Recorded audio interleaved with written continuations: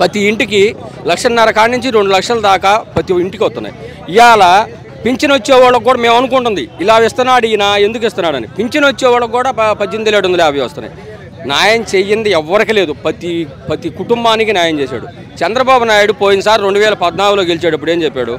డాక్రా మహిళలందరికీ రుణమాఫీ చేస్తామన్నాడు. మీరు ఎవరు రూపాయి కట్టొద్దు అన్నాడు. వాళ్ళందరికీ వడ్డీలతో సహా సంఖ్య నాగుతూ అందరం కట్టుకున్నాం. రైతులు ఉన్నారు, రుణమాఫీ చేస్తా 1,50,000 కాడికి మీరు ఎవరు కట్టొద్దు అన్నాడు. బంగారాలు బ్యాంకులో ఉంటే నేను తెచ్చిస్తానన్నాడు. ఇచ్చాడా?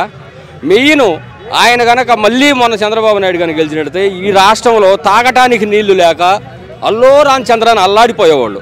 ప్రతి ఒక్క రైతు ఇవాళ సస్యశ్యామలంగా వాటర్ ఉంటే సస్యశ్యామలంగా పంటలు పండించుకుంటున్నారు. రాజశేఖర రెడ్డి 2009లో గవర్నమెంట్లో ఉన్నప్పుడు పొగాకు రేటు అమ్మింది. ఇప్పుడు మళ్ళీ నిరుడు ఇయ్యోడు పొగాకు రేటు అమ్ముతుంది. అంతకు ముందల ప్రతి పొగాకు రైతు అల్లాడిపోయాడు. చంద్రబాబు నాయుడు మన 2014లో గెలిస్తే 2,000 మిరవకాయలు అమ్మి ముందు దాకా చచ్చిపోయిన వాళ్ళు చాలామంది ఉన్నారు. 2,000 మిరవకాయలు అమ్మి ముందు దాకా చచ్చిపోయిన వాళ్ళు ఉన్నారు. ఇవాళ పవన్ కళ్యాణ్ వచ్చాడు, చంద్రబాబు నాయుడు వచ్చాడు, బీజేపీ వాళ్ళు వచ్చారంటే వీళ్ళని చూసి ఓట్లు వేస్తారు. 3 కాదు 5 కలిసినా కూడా వీళ్ళకి ఓట్లు వేస్తామా? ఎట్టా వేస్తాం? ఇవాళ జగన్మోహన్ రెడ్డి ఉన్నాడంటేనే రాష్ట్రం సస్యశ్యామలంగా ఉంది. ఇవాళ కనీసం రేపు ఏదో మళ్ళీ ఆయన కోట్లు ఎత్తారు గెలుస్తాడు అనుకుంటేనే పోయిన సంవత్సరం సరిగ్గా వర్షాలు లేక నానా సంకనం అయ్యాం. ఇవాళకి డ్యాముల్లో నీళ్లు ఎండిపోయినాయి. మళ్ళీ ఇప్పుడు అల్లాడిపోతున్నాం. ఇప్పుడే అల్లాడిపోతున్నాం. ఇంకా ఆయన రేపు పొద్దున ఆయన కోట్లు వేసి ఆయన గెలిపిస్తే రాష్ట్రం సస్యశ్యామలంగా ఉండదు.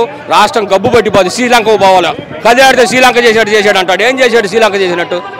ప్రతిదీ ఇవాళ జనానికి రూపాయి పెట్టాడు కానీ ఆయన ఏమన్నా ప్రతి ఏ ఎమ్మెల్యే తిన్నాడు చెప్పమను? ఏ ఎమ్మెల్యేలకు నిధులు ఇచ్చాడు చెప్పమను?